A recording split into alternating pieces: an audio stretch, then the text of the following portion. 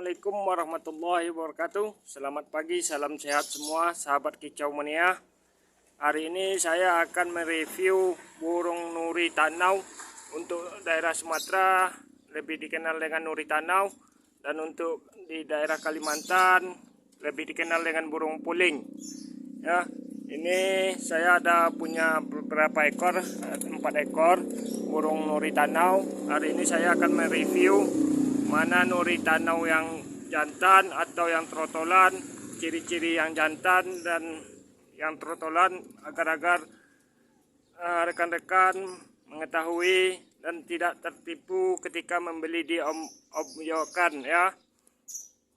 Ini nuri tanau saya udah saya pelihara lebih kurang 1 tahun. Ini ketika dapat dulu masih trotolan.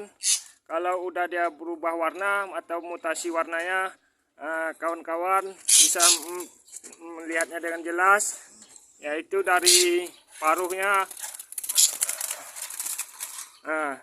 Ini ya, ini dia udah mutasi warna dari trotolan kemarin.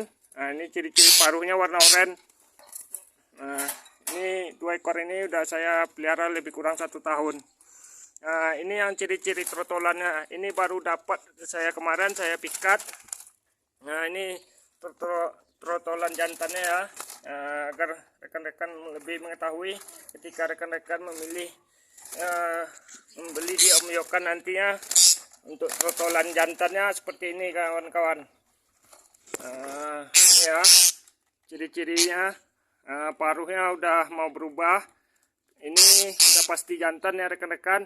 Kalau dapat memang, kalau untuk puling ini dari trotolan lah, biar enak melatih kicaunya nanti untuk menjinakkan pun enak. Ini ciri-ciri jantan trotolannya ya. Nanti supaya rekan-rekan tidak tertipu membeli di om-yokan nanti ya. Ini satu lagi, ini kemungkinan ini betinanya kawan-kawan ya.